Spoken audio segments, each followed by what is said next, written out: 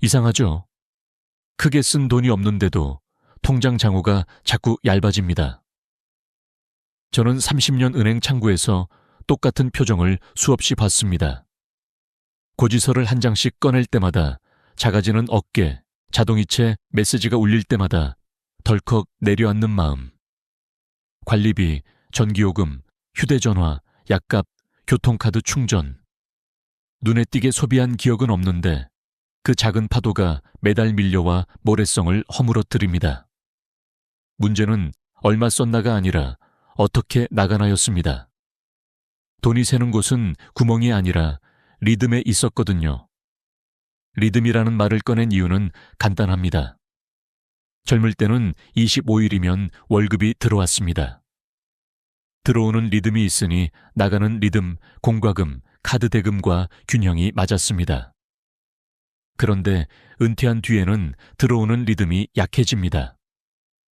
국민연금이나 기초연금이 전부이거나 심지어 연금 수령일도 제각각이라 체감이 잘 안 됩니다.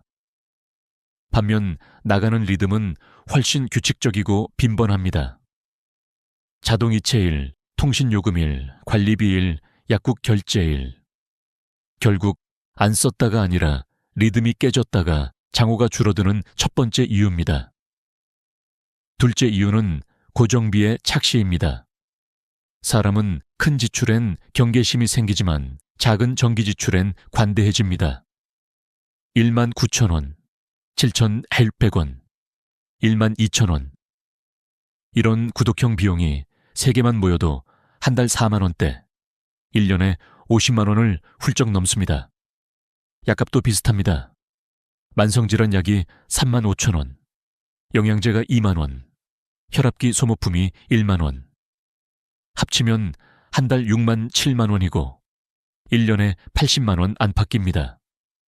숫자를 더해보면 별거 아닌 돈이 아니라 알아서 빠져나가는 월급이 됩니다. 눈에 보이는 영수증이 저거 불편함을 덜 느낄 뿐 통장에는 확실히 상처를 남깁니다. 셋째 이유는 망이 일시 수령의 공백입니다. 3천만 원, 5천만 원 목돈을 정기예금에 맡기고 만기에 한 번에 받는 게 이득이라고 믿는 경우가 많습니다. 이자율 표기만 보면 그럴듯하죠. 하지만 그 1년, 2년 동안 생활비는 어디서 메우나요? 결국 다른 통장에서 조금씩 당겨 쓰고 부족하면 적금을 깨고 그러다 보면 원금은 그대로라는 안도감 대신 내 돈이 줄어든다는 불안만 자랍니다. 저는 이 공백을 무수입의 터널이라고 부릅니다. 터널을 지나는 동안 차는 연료를 태우고 통장은 잔액을 태웁니다. 목적지에서는 이자를 한 번에 받지만 터널 안에서의 허기를 못 버티면 중도해지라는 더 큰 손실로 돌아옵니다. 넷째 이유는 현금 흐름표의 부재입니다. 직장인을 위한 월급 명세서는 있지만 은퇴자를 위한 월 생활비 명세서는 없습니다. 그래서 불안은 얼마 남았는지에서가 아니라 다음 달도 버틸 수 있는지에서 시작됩니다. 실제 상담에서 저는 가장 먼저 3가지 칸만 채웁니다. 들어오는 돈, 연금 이자, 나가는 돈, 고정비, 변동비, 비상비, 의료 경조. 이 표를 적는 순간 어르신들의 표정이 달라집니다. 불안의 정체가 숫자로, 숫자가 선택으로 바뀝니다. 한 달에 23만 원이 모자라네요. 그럼 15만 원은 이자로, 나머지 8만 원은 기초연금 절약으로 메울 수 있어요. 막연함을 칸 하나로 바꿔주는 것, 그게 통장 잔고를 지키는 첫걸음입니다. 다섯째 이유는 세금과 수수료의 그림자입니다. 이자소득세 14%, 지방세 1.4%, 합쳐서 15.4%가 조용히 빠져나갑니다. 1년에 이자 120만 원을 받으면 세금만 18만 4천 원입니다. 여기에 은근한 수수료, 타행이체 수수료, 체크카드 연회비가 더해지면 연간 3만 5만 원이 더 사라집니다. 세금은 피할 수 없다는 말은 맞습니다.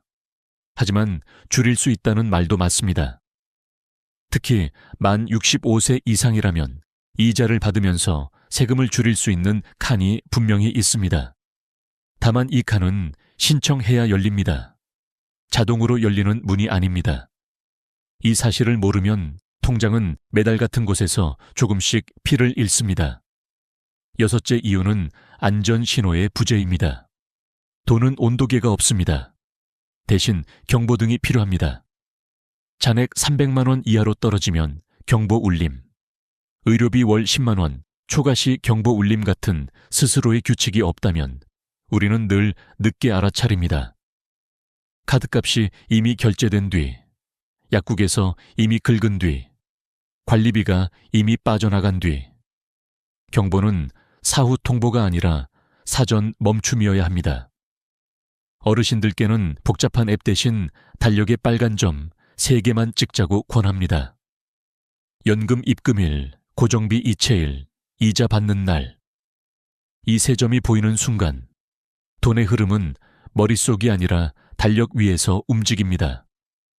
그때부터 장어는 줄어드는 느낌이 아니라 흐르는 그림이 됩니다. 여기까지가 장어가 줄어드는 6가지 실체입니다. 쓰지 않아서 남는 게 아닙니다. 들어오는 리듬이 없어서, 작은 고정비가 눈에 안 보여서, 망이 터널에서 허기를 참지 못해서, 표가 없어서, 세금과 수수료가 그림자처럼 따라붙어서, 경보가 없어서, 천천히, 그러나 확실히 줄어듭니다. 저는 이 진실을 숨기지 않습니다. 대신 이야기의 방향을 틀 겁니다. 줄어드는 이유를 알았다면 이제 막는 구조를 세워야 합니다. 구조는 화려할 필요 없습니다. 월급의 리듬을 다시 심고 터널을 짧게 만들고 세금의 그림자를 줄이면 됩니다. 한 가지 일화를 들려드릴게요. 68세 최명학 어르신은 통장에 9천만 원이 있었습니다. 그런데 밤마다 불안해서 수면제를 찾았습니다. 돈이 있는데 왜 불안하실까요? 제가 묻자 어르신은 대답하지 못했습니다. 그래서 달력에 점을 찍었습니다. 연금일, 15일, 공과금 10일, 통신비 13일, 약값 매주 목. 그리고 이자 받는 날은 공란으로 남았습니다. 선생님, 이자 받는 날이 없네요. 그 말이 끝나자 어르신의 눈이 동그랗게 커졌습니다. 그날 우리는 한 달에 한 번 이자가 찍히는 구조를 만들기로 약속했고 3달 후 어르신은 같은 금액을 가진 채 다른 표정을 지었습니다. 장호는 비슷한데 마음이 다릅니다. 저는 미소로 답했습니다. 그게 노후의 이자입니다. 숫자가 아니라 안심이요. 이 영상의 처음에서 저는 리듬이라는 단어를 꺼냈습니다. 그리고 지금 그 리듬의 첫 박자를 예고합니다. 다음 파트에서 우리는 장호를 지키는 가장 간단한 장치, 매달 찍히는 돈을 만들 겁니다. 월급이 사라진 자리, 2번째 월급을 심을 겁니다. 거창한 투자도 복잡한 금융상품도 아닙니다. 이미 알고 있는 은행, 이미 익숙한 예금으로. 다만 방식은 바꿉니다. 만기에 한 번이 아니라 매달 조금씩 숫자와 마음이 동시에 숨을 쉬도록 리듬을 되살릴 겁니다. 지금 잠깐 당신의 통장을 떠올려 보세요. 다음 달 10일, 13일, 25일에는 무엇이 빠져나가나요? 그리고 그 사이 당신의 통장에는 무엇이 들어오나요? 공백이 보인다면 그것이 바로 우리가 채울 자리입니다. 다음 이야기에서 그 빈칸에 이름을 적겠습니다. 월지급식, 그리고 안심. 돈이 있어도 왜 불안할까요? 은행 상담을 하다 보면 이런 말을 자주 듣습니다. 윤정 씨, 제 통장에 8천만 원은 있는데요. 이상하게 마음이 안 놓여요. 저는 그 말을 들을 때마다 이분은 지금 숫자가 아니라 마음의 균형을 잃고 계시구나 하고 느낍니다. 돈이 남아 있어도 불안한 이유는 단 하나. 들어오는 돈이 없기 때문입니다. 젊었을 때는 월급날이라는 확실한 리듬이 있었습니다. 25일이 되면 돈이 들어오고 카드값이나 공과금은 그 뒤로 빠져나갔죠. 들어오는 박자가 있으니 나가는 박자도 두렵지 않았습니다. 그런데 은퇴 후에는 그 박자가 끊깁니다. 돈은 조금씩 빠져나가는데 통장은 잠잠합니다. 그 정적이 바로 불안의 소리입니다. 67세 김명숙 씨의 이야기를 들려드릴게요. 퇴직 후 받은 5천만 원을 두 계좌에 나누어 넣고 연금 70만 원으로 생활하셨습니다. 연금은 금방 다 나가고 통장은 줄고 밤마다 계산기를 두드리다 보면 잠이 안 와요. 김 씨는 통장을 보여주며 이렇게 말했습니다. 잔액은 줄었지만 그보다 더 무서운 건 내일이 불확실한 감정이었습니다. 저는 그날 그녀에게 한 가지 질문을 드렸습니다. 한 달에 들어오는 돈이 몇 가지나 되세요? 그녀는 잠시 생각하더니 국민연금 하나요. 그 순간 문제의 뿌리가 드러났습니다. 돈이 없어서가 아니라 리듬이 하나뿐이라 불안한 것이었습니다. 또 한 분, 68세 최명학 어르신은 통장에 9천만 원이 있었습니다. 하지만 늘 돈이 금방 사라질까봐 걱정하며 하루에도 몇 번씩 잔액을 확인했습니다. 저는 종이에 단순한 표를 그려드렸습니다. 들어오는 칸엔 연금, 나가는 칸엔 생활비, 약값, 관리비, 그리고 이자 칸은 비어 있었습니다. 어르신, 이자 들어오는 날이 없으시네요. 제가 그렇게 말씀드리자 어르신은 고개를 끄덕이며 말했습니다. 그래서 늘 빠져나가는 것만 보는 거군요. 그날 이후 그는 예금 방식을 바꾸고 한 달에 한 번 이자가 찍히는 통장을 만들었습니다. 3달 뒤 다시 만났을 때 그의 표정은 완전히 달라져 있었습니다. 윤정 씨, 이번 달 관리비는 이자로 냈어요. 내 돈은 그대로 있고요. 이처럼 돈의 리듬을 다시 심어주면 통장은 변하지 않아도 마음은 바뀝니다. 그런데 많은 분들이 잘못된 방향으로 이 문제를 풀려 합니다. 불안을 메우려다 위험을 택하는 것이죠. 최근 복지관 상담에서 만난 70대 부부는 이런 말을 하셨습니다. 은행 이자가 너무 낮아서요. 주변에서 추천한 펀드에 넣었어요. 2달 만에 15%가 됐어요. 부부는 조금이라도 불리려 했는데 오히려 잃었어요. 라며 눈시울을 붉혔습니다. 이건 단순한 숫자 손실이 아닙니다. 은퇴 이후에 가장 큰 적은 위험이 아니라 회복할 시간의 부족입니다.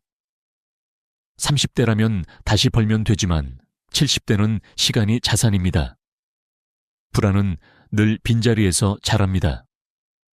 그 빈자리를 채우는 방법은 단순합니다. 이자라는 이름으로 들어오는 두 번째 리듬을 만드는 것입니다.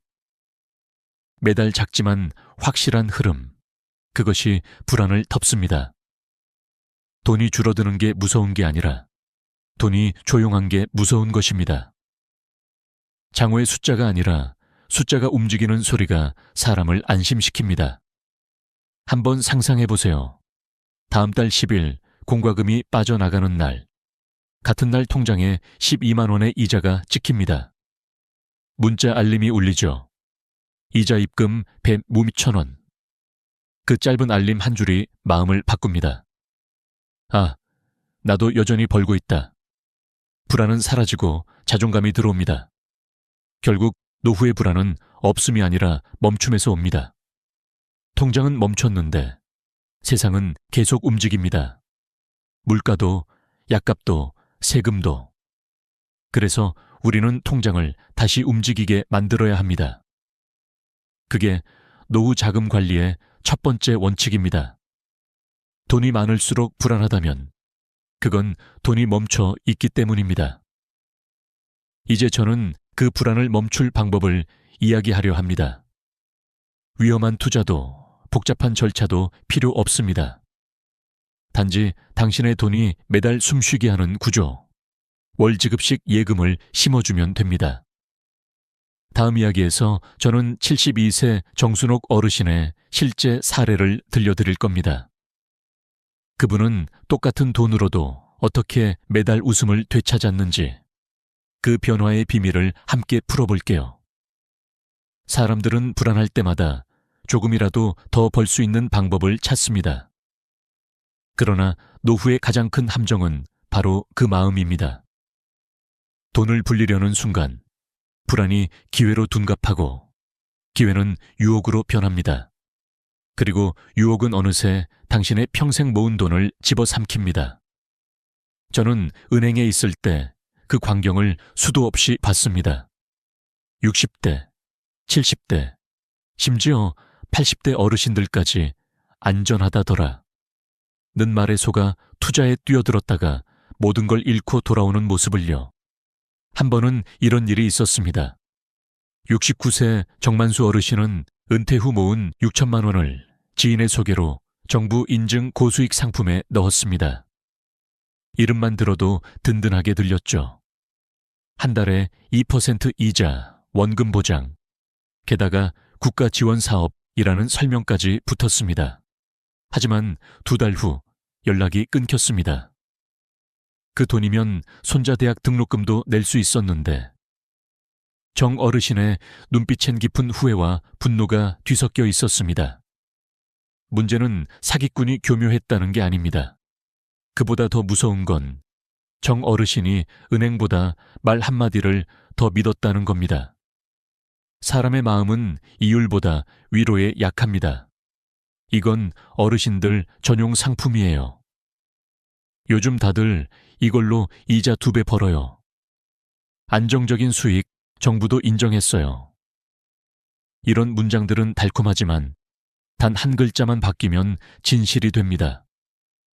이건 어르신 전용 함정이에요. 실제로 금융감독원 통계에 따르면 65세 이상 피해자들의 금융사기 피해액이 최근 5년 새 3배 가까이 증가했습니다. 특히 고수익 보장형 사기, 안전상품 사기가 대부분을 차지했죠. 그 이유는 명확합니다. 불안을 파고들기 때문입니다. 돈을 잃을까봐 불안하고, 은행 이자가 낮아서 불안하고, 자식에게 손 벌리기 싫어서 불안합니다. 그 틈에 누군가는 다가와 속삭입니다. 이건 안전합니다. 그렇게 평생 쌓은 신뢰가 무너집니다. 저는 상담을 할 때 항상 이렇게 말합니다. 불안할수록 단순하게 가세요. 불안이 큰 사람일수록 복잡한 상품에 끌립니다. 이유는 간단합니다. 복잡한 설명일수록 전문적인 느낌이 나니까요. 그러나 진짜 안전한 금융은 설명이 짧습니다. 넣으면 이자 준다. 정해진 기간, 정해진 금리. 이것이 전부입니다. 70세 박순자 할머니는 이런 말씀을 하셨습니다. 은행은 믿는데 은행 이자가 너무 적어서 고민이에요. 그래서 주변에서 권하는 펀드에 넣었다가 1년 만에 원금이 30% 줄었습니다. 그 후로 할머니는 하루에 10번씩 통장을 보며 한숨을 쉬셨습니다. 저는 그분께 이렇게 말씀드렸습니다. 할머니, 이제 그만 불리세요. 대신 지키세요. 그리고 월지급식 예금을 권했습니다. 처음엔 믿지 않으셨습니다. 그게 그렇게 다르다고요? 그러나 3달 뒤 할머니는 웃으며 전화를 주셨습니다. 윤정 씨, 이자 들어오는 날이 기다려져요. 그날이 제 월급날이에요. 바로 그겁니다. 돈이 들어오는 리듬이 생기면 불안이 줄어듭니다. 불안은 이율로 사라지지 않습니다. 불안은 예측 가능한 흐름으로 사라집니다. 한 가지 더 중요한 이야기를 드릴게요. 위험은 이자율에 비례하지 않습니다. 이자율이 높을수록 위험도 높아진다는 건 맞는 말이지만 반대는 틀립니다. 이자율이 낮다고 해서 안전하다는 보장은 없습니다. 은행이라도 상품 구조가 복잡하면 손해를 볼 수 있습니다. 예를 들어 중도 해지 시 이자 손실이 크거나 우대 조건을 놓쳐 금리가 낮아지는 경우도 있죠. 그래서 저는 늘 이렇게 말합니다. 이자율보다 구조를 보세요. 노후의 돈은 벌기 위한 돈이 아니라 지키기 위한 돈입니다. 지키는 사람은 돈이 줄어들어도 평온합니다. 벌려는 사람은 돈이 늘어도 불안합니다. 이제 우리는 방향을 바꿀 시간입니다. 위험한 투자 대신 안전한 흐름을 만드는 구조. 그 구조의 이름이 바로 월지급식 예금입니다. 다음 이야기에서 72세 정순옥 씨가 똑같은 돈으로 어떻게 매달 이자를 받으며 웃음을 되찾았는지 그 구체적인 방법을 함께 살펴보겠습니다. 그녀가 이제는 이자가 내 월급이에요 라고 말했던 순간 그 목소리 속엔 평생 찾던 안심이 담겨 있었습니다. 똑같은 돈으로 이렇게 달라질 수 있을까? 제가 이 말을 처음 들은 건 72세 정순옥 어르신의 상담 자리였습니다.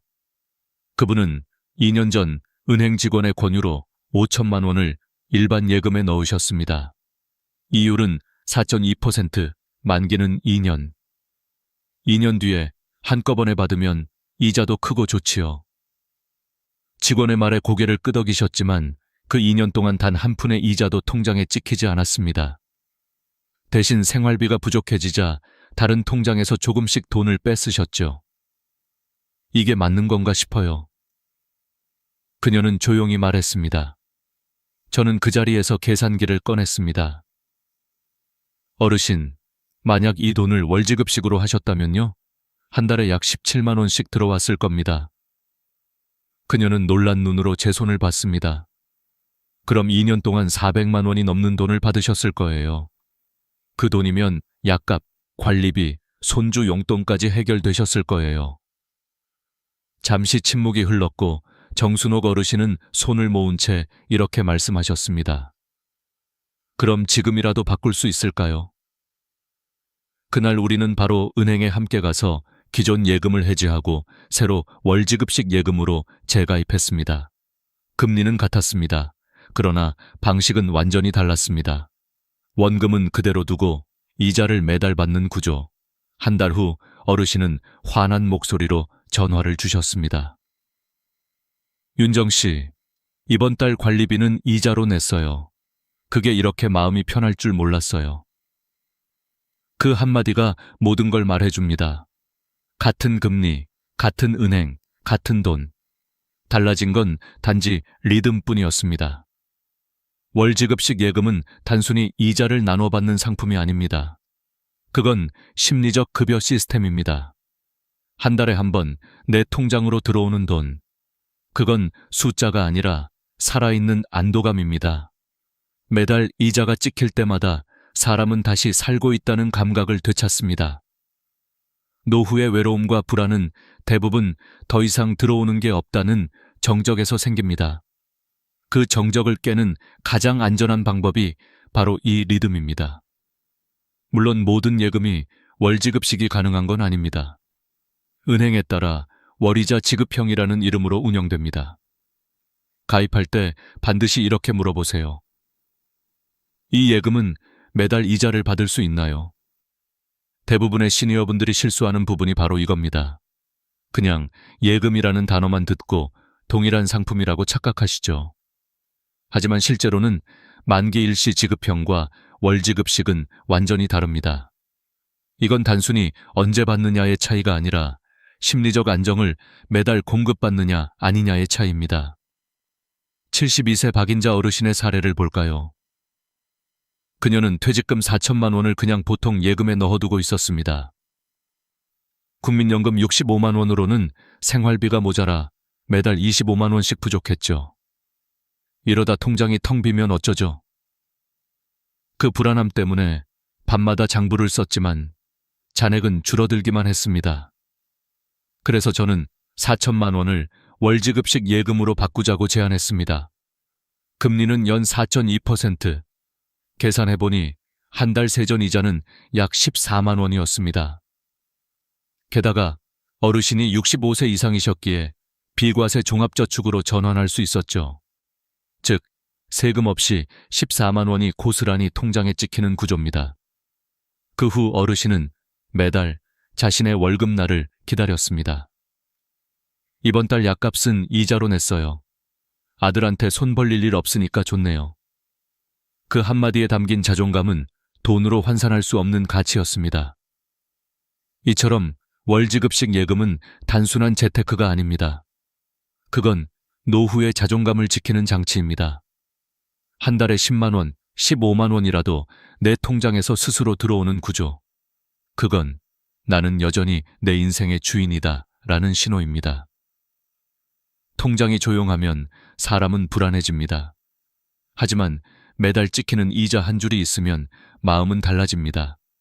그건 단지 숫자가 아니라 삶의 박자입니다. 다음 이야기에서는 이 흐름에 세금 없는 혜택을 더할 겁니다. 이제부터 말씀드릴 비과세 종합저축제도는 많은 분들이 놓치고 있는 노후의 황금 열쇠입니다. 세금 한 푼 내지 않고 이자를 100% 받는 방법, 그 단순하지만 강력한 제도를 함께 파헤쳐 보겠습니다. 그 이야기를 알면 당신의 통장에 남는 건 단지 돈이 아니라 시간입니다. 이제부터 드릴 이야기는 많은 분들이 진작 알았으면 좋았을 걸 하며 가장 아쉬워하셨던 부분입니다. 바로 비과세 종합저축제도입니다. 아마 이런 생각해 보신 적 있을 겁니다. 은행 이자 받으면 세금 떼이잖아요. 어쩔 수 없지 뭐. 그런데요, 그게 어쩔 수 없는 일이 아닙니다. 적어도 65세 이상이라면요. 우리는 보통 이자를 받을 때 14%의 세금을 냅니다. 100만 원을 받으면 14만 원이 빠져나가는 거죠. 작게 느껴질 수도 있지만 그게 매달 누적되면 1년에 25만 원, 10년이면 250만 원입니다. 한 달 약값으로 계산하면 무려 1년치 약값이 사라지는 셈입니다. 그런데 놀라운 사실은 이걸 단 한 번의 신청으로 영원으로 만들 수 있다는 겁니다. 이 제도는 국가에서 공식적으로 시행 중인 제도입니다. 이름은 비과세 종합저축. 말 그대로 예금이든 적금이든 이제 세금을 부과하지 않는 제도예요. 대상은 65세 이상 시니어, 그리고 장애인, 국가유공자, 기초생활수급자 등입니다. 하지만 조건이 있습니다. 1억 원 한도. 즉, 예금 원금 기준으로 1억 원까지 비과세 혜택이 주어집니다. 그런데 정말 안타까운 건 이걸 모르는 분들이 너무 많다는 겁니다. 지난달에 73세 한영석 어르신을 상담했습니다. 저는 매달 이자 들어올 때마다 조금씩 세금이 빠져나가더라고요. 원래 그런 줄 알았어요.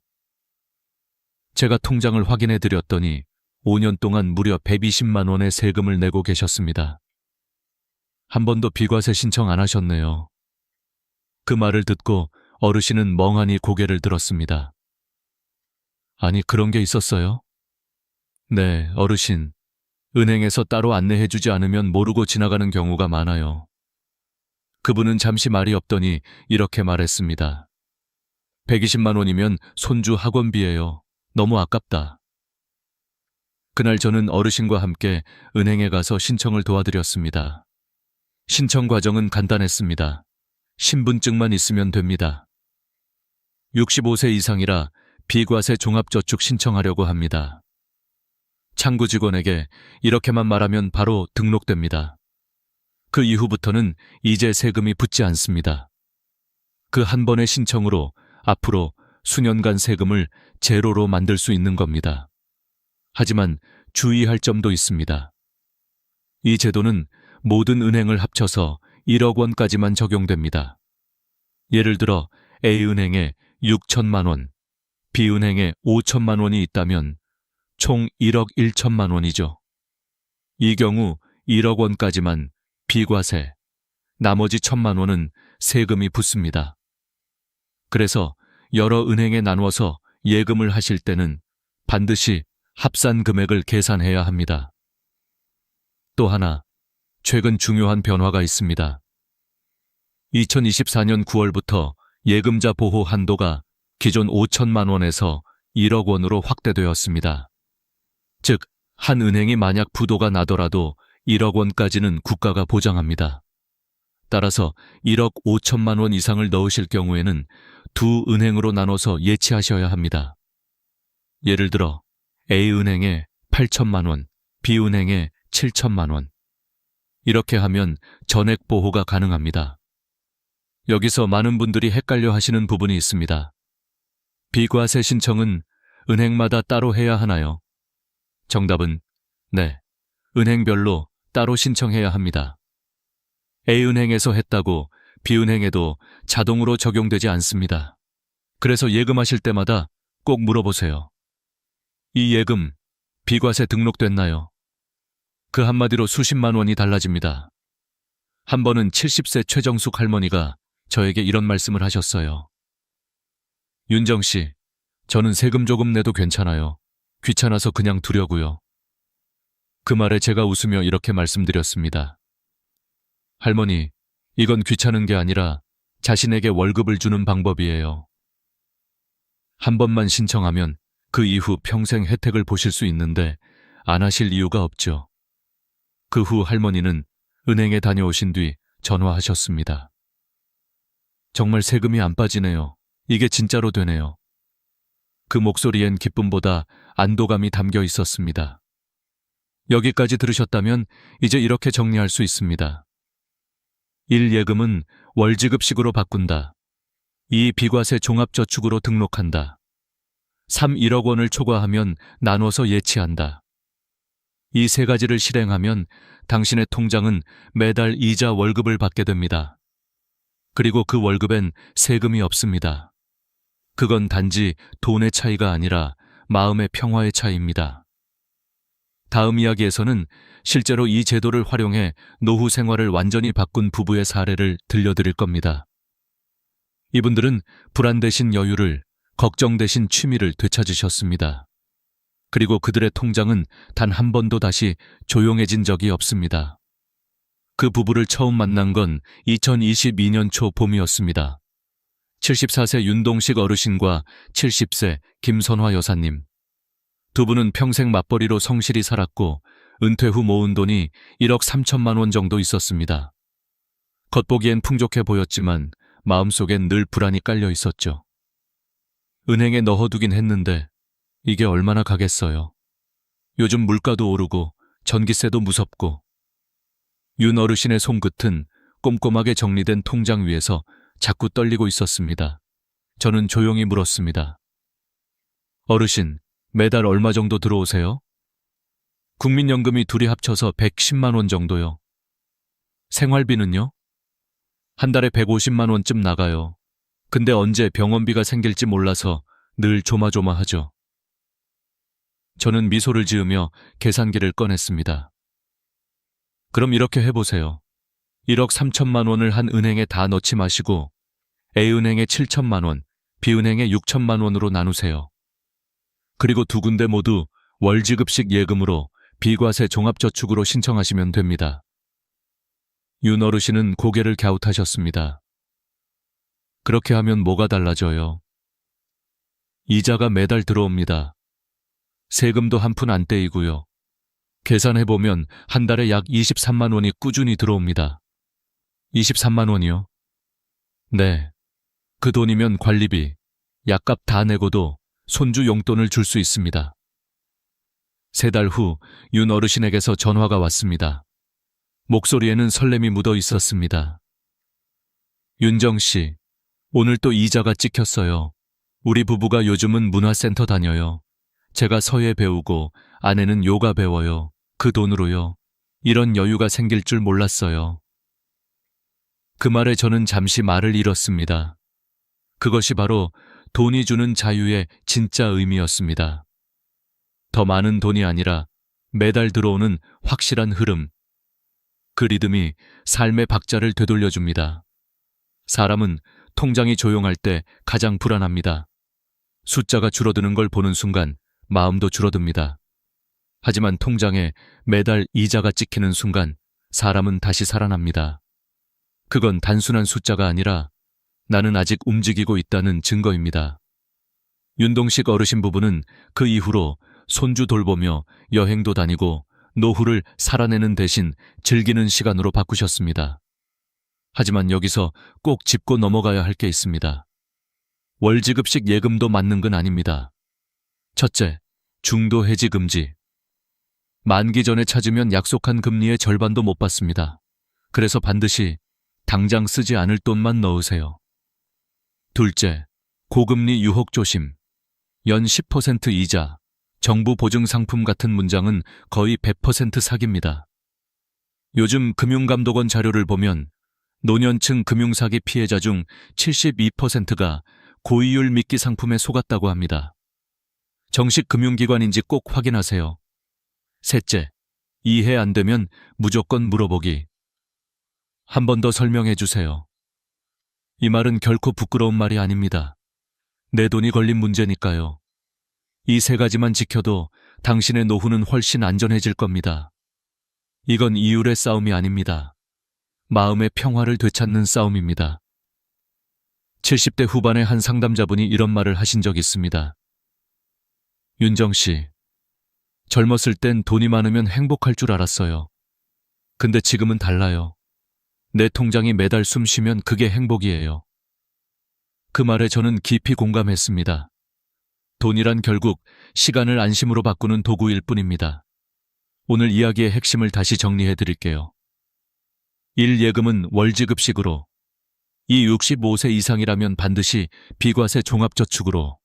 3. 1억 원 이상이면 두 은행으로 나눠서 예치. 4. 정식 금융기관 외의 상품은 절대 금지. 5. 예금할 땐 이율보다 구조를 확인. 이 5가지만 지켜도 노후는 불안 대신 안심으로 채워집니다. 이 영상을 보고 계신 분들 중 나도 지금 당장 해보고 싶다는 생각이 드셨다면 오늘 저녁 그냥 지나치지 마세요. 스마트폰에 들어가서 시니어 월지급식 예금 검색만 해보세요. 그것만으로도 당신의 노후가 달라집니다. 이제부터는 당신의 돈이 당신을 지켜야 합니다.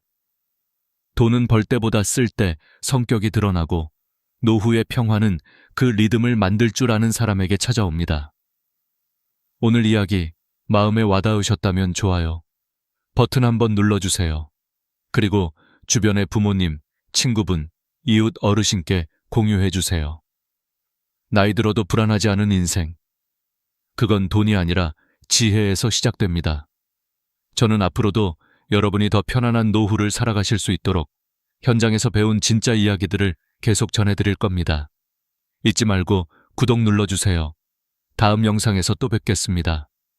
항상 건강하시고 마음이 풍요로운 하루 되세요. 감사합니다. 이른 아침 문고리를 잡는 순간이었습니다. 차가운 금속의 감촉이 손끝을 타고 전해지는데 그 익숙한 문 하나가 오늘따라 낯설게 느껴졌습니다.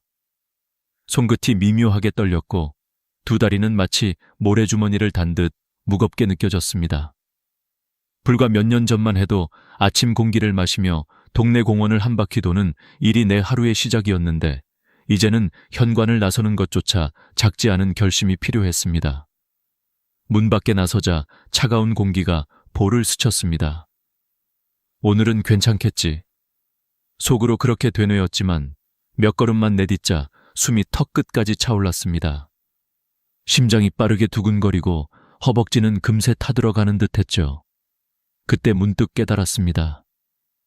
아, 내 몸이 예전과는 다르구나. 이건 단순히 피곤해서가 아니라 뭔가 본질적인 변화가 시작된 거구나. 사람들은 흔히 말합니다. 나이 들면 당연히 힘이 빠지는 거지.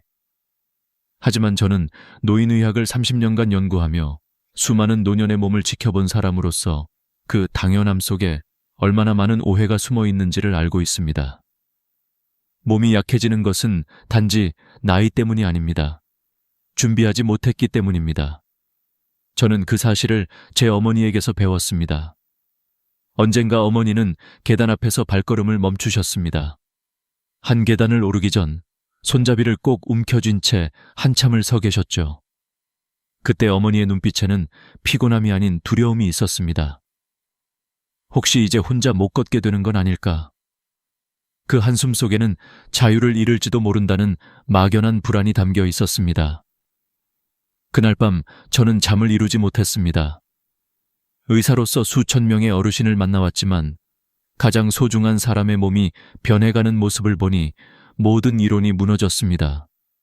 걷는다는 건 단순한 이동이 아니라 존재의 증거라는 걸 그때 처음 깨달았습니다.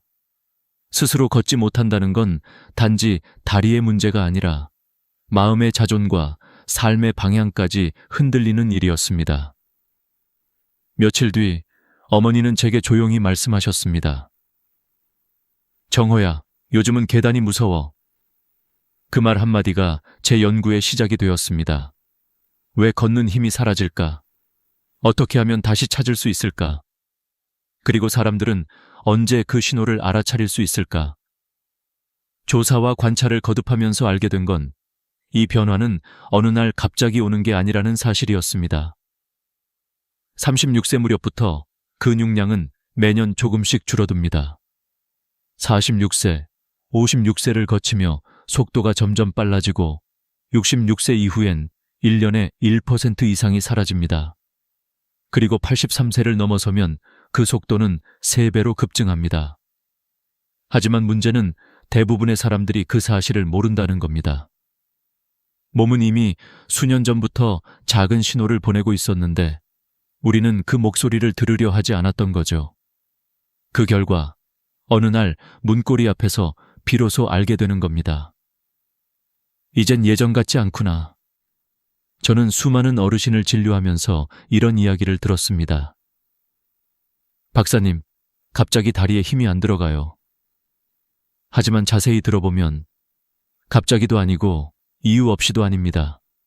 몇 년 전부터 조금씩 계단이 버거웠고 이전에 비해 산책 후 숨이 더 차오르고 무릎이 시큰거려 자주 쉬게 됐던 것.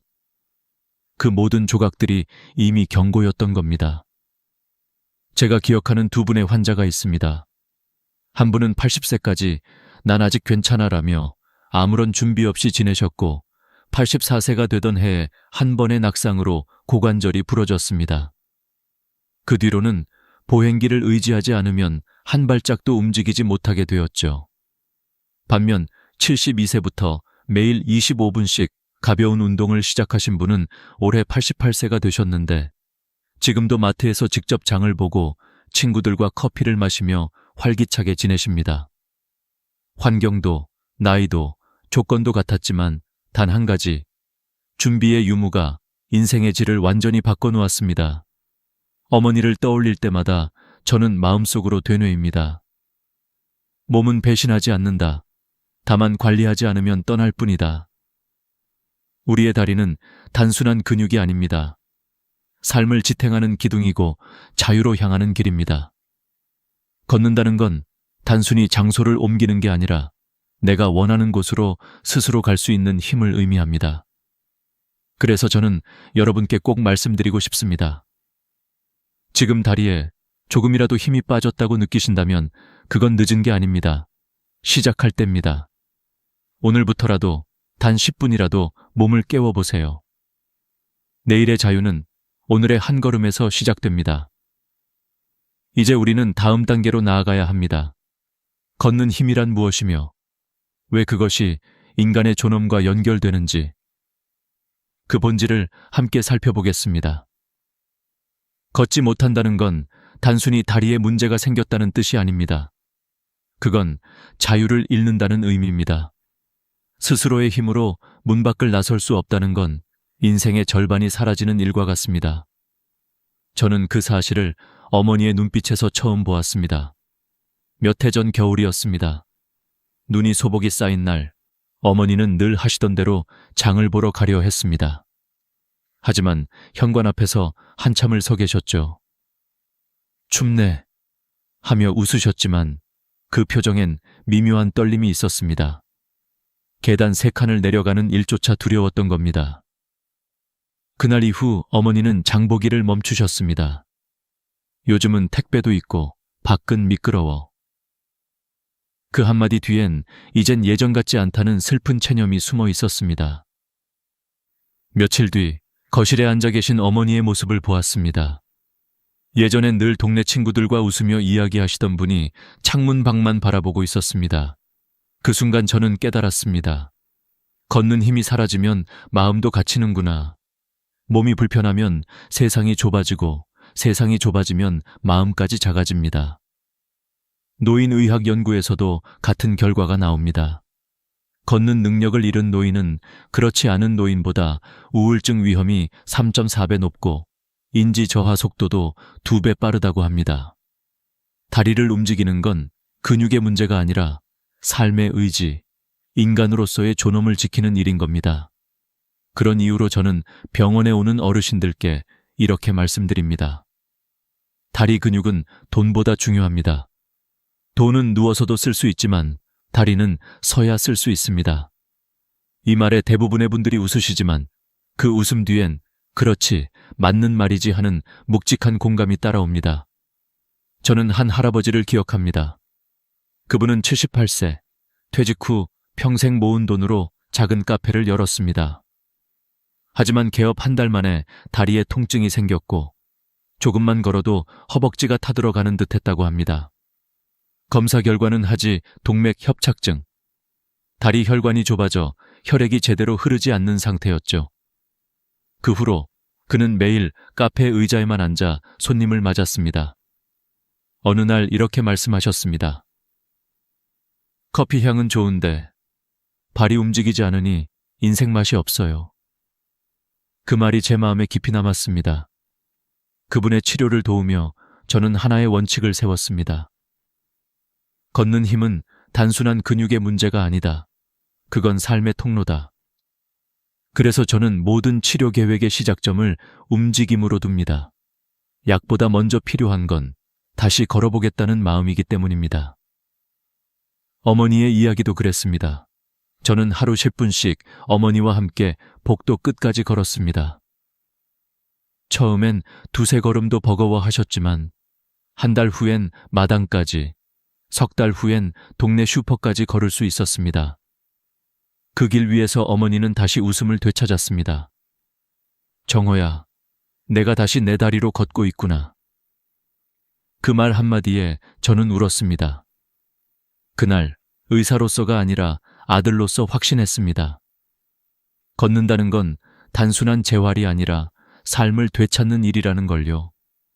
저는 종종 강연에서 이런 질문을 던집니다. 여러분, 만약 내일 눈을 떴을 때 2다리가 움직이지 않는다면 가장 먼저 떠오르는 건 무엇일까요? 많은 분들이 이렇게 대답합니다. 밖에 나가고 싶어요. 손주를 안고 싶어요. 그냥 평범하게 걷고 싶어요. 이 답 속에 인간의 본능이 있습니다. 걷는다는 건 단순한 기능이 아니라 인간의 존엄 그 자체입니다. 그래서 저는 여러분께 부탁드립니다. 다리가 무겁다고, 조금 아프다고 포기하지 마세요. 그건 늦은 게 아닙니다. 몸이 아직 나에게 말을 걸고 있는 겁니다. 나를 좀 더 써달라, 나를 움직여달라.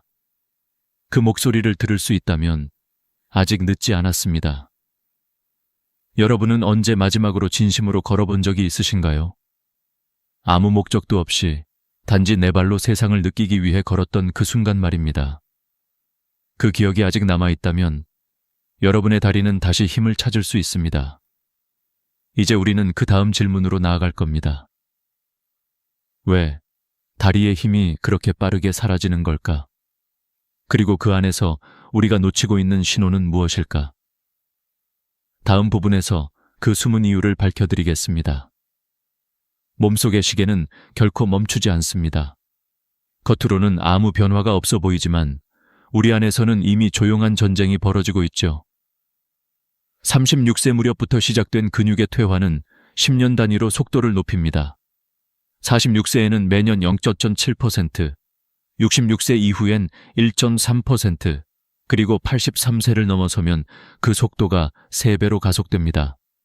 문제는 이 변화가 눈에 띄지 않게 진행된다는 겁니다. 계단 한 칸이 버거워지고 장을 보며 잠시 쉬게 되는 그 작은 순간들이 사실은 신호였습니다. 몸은 오래전부터 경고하고 있었지만 우리는 그 소리를 무시한 채 피곤해서 그래 라고 넘겨왔던 겁니다. 저는 수많은 데이터를 들여다보며 그 이유를 명확히 볼 수 있었습니다. 나이가 들면 근육 단백질 합성 능력이 감소합니다. 예전에는 한 끼 식사로도 충분히 근육이 유지되었지만 70세를 넘기면 똑같은 식사를 해도 단백질의 60%밖에 흡수하지 못합니다. 그 결과 근육은 매일 조금씩 줄고 근육이 줄면 혈액순환이 나빠지고 혈류가 나빠지면 다시 근육에 영향이 가지 않는 악순환이 반복됩니다. 저는 그 현장을 직접 봤습니다. 작년 봄 병원 재활실에서 만난 이경숙 72세 어르신. 그분은 어느 날 아침 침대에서 일어나려다 다리에 힘이 들어가지 않아 깜짝 놀라셨다고 했습니다. 어제까지만 해도 괜찮았는데 오늘은 이상하게 다리가 말을 안 들어요. 하지만 이야기를 자세히 들어보면 이미 몇 년 전부터 신호는 있었습니다. 계단을 오를 때 숨이 차오르고 평소보다 걸음이 짧아졌고 하루에 앉아있는 시간이 점점 늘어났다는 사실.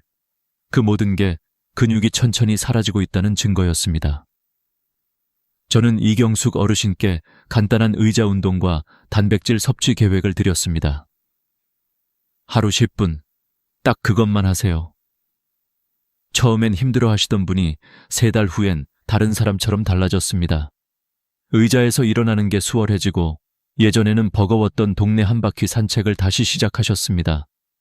그분은 이렇게 말씀하셨습니다. 박사님, 걷는 게 이렇게 행복한 일인 줄 몰랐어요. 그 말을 듣는 순간 저는 확신했습니다. 근육은 배신하지 않는다. 단지 우리가 먼저 손을 놓았을 뿐이다. 몸은 여전히 회복할 수 있는 힘을 가지고 있고 그 기회를 잡는 사람만이 노년에도 당당히 걸을 수 있습니다. 영국 스포츠의학회 연구에서도 이런 결과가 나왔습니다. 주 3회, 회당 30분의 근력 운동만으로도 근육 손실 속도를 최대 58% 늦출 수 있다. 그리고 단백질 섭취를 손바닥 크기 정도, 두부 반모, 달걀 4개, 생선 한 토막 정도로만 늘려도 근육 회복에 필요한 영양을 충분히 채울 수 있습니다. 여기에 비타민 D를 함께 섭취하면 단백질 흡수율은 30% 이상 상승합니다. 즉, 복잡한 처방이 아니라 작은 습관 하나로도 인생이 달라질 수 있다는 뜻이죠. 그렇다면 왜 많은 사람들이 이 단순한 진실을 놓칠까요? 그건 변화가 천천히 오기 때문입니다. 조용히 진행되는 변화는 경고음이 들리지 않습니다. 갑작스럽게 쓰러지거나 넘어져야만 비로소 이상하다고 느끼는 겁니다. 하지만 이미 그때는 근육의 40%가 사라진 뒤입니다. 그 순간부터는 단순한 운동이 아니라 회복 훈련이 되어버립니다. 저는 이런 말을 자주 합니다. 몸은 기억하고 시간은 누적된다. 30분의 산책을 건너뛴 하루가 쌓이면 1년 뒤엔 한 계단을 오르는 게 힘들어지고 3년 뒤엔 마트 한 바퀴가 버거워집니다. 그런데 반대로 말하면 오늘 10분만 움직여도 1년 뒤 당신의 몸은 완전히 달라질 수 있습니다. 시간은 잔인하지만 동시에 공평합니다. 준비한 사람만이 그 시간을 이깁니다. 저는 한 할머니의 말을 잊지 못합니다. 내 몸은 이제 낡은 기계 같아요. 그때 저는 웃으며 대답했습니다. 그 기계는 고칠 수 있습니다. 단, 멈추지만 않으시면 됩니다. 그렇습니다. 우리의 몸은 오래된 시계와 같습니다. 멈춰 있으면 녹이 슬지만 매일 조금씩 돌리면 여전히 정확히 움직입니다. 지금 이 순간에도 당신의 다리는 여전히 반응할 준비가 되어 있습니다. 그저 기다리고 있을 뿐입니다. 움직이겠다는 결심, 단 그 한 걸음만 내딛는다면 말이죠. 이제 다음 단계로 가보겠습니다. 왜 어떤 사람은 근육이 빠르게 줄어들고 또 어떤 사람은 90세가 넘어도 여전히 곧은 걸음을 유지할 수 있을까요? 그 차이를 만드는 것은 단 하나, 몸속에서 보내는 경고를 얼마나 일찍 알아차리느냐입니다. 다음 이야기에서는 근육 혈관 관절이 보내는 그 신호를 하나씩 해석해 드리겠습니다. 나이가 들면 피곤한 게 당연하다고들 말합니다. 하지만 제가 만난 수많은 어르신들의 몸은 그 당연함 속에 무언의 경고를 품고 있었습니다. 그건 단순한 피로가 아니라 몸이 보내는 구조 신호였습니다. 그 신호를 듣지 못하면 어느 날 갑자기 다리가 말을 듣지 않게 되고 혼자 일어나는 것조차 어려워집니다. 첫 번째 신호는 근육의 침묵입니다. 허벅지 앞쪽과 엉덩이 근육은 우리 몸의 기둥입니다. 하지만 이 근육이 조금만 약해져도 의자에서 일어날 때 으악 하는 신음이 새어 나오죠. 그건 단순한 불편함이 아닙니다. 이미 몸속에서는 근육 섬유가 줄어들고 남은 근육은 지방으로 대체되고 있는 상태입니다. 즉, 다리의 탄력이 사라지고 있는 겁니다. 프랑스 파리의 한 요양병원에서는 평균 93세 노인을 대상으로 9개월간 근력 훈련을 진행했습니다. 결과는 놀라웠습니다. 단순히 의자에서 앉았다 일어나는 훈련만으로도 보행 속도가 71% 개선, 균형 감각은 38% 향상되었습니다. 이건 단지 운동이 좋다는 말이 아닙니다. 근육은 나이를 탓하지 않는다는 사실을 보여주는 증거였습니다. 둘째 신호는 혈액의 정체입니다. 심장은 여전히 힘차게 뛰지만 다리로 가는 혈류는 점점 느려집니다. 혈관의 탄성이 떨어지고 혈류가 원활하지 않으면 산소와 영양이 근육으로 전달되지 못해 다리는 점점 무거워집니다. 서울대병원 노인내과 연구에서는 83세 이상 노인의 26%가 하지동맥 협착증을 앓고 있다는 결과가 나왔습니다. 이 질환은 걷다 보면 종아리가 타는 듯 아프다가 잠시 쉬면 통증이 사라지는 특징이 있습니다.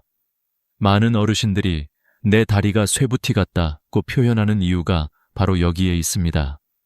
저는 한 할아버지를 기억합니다.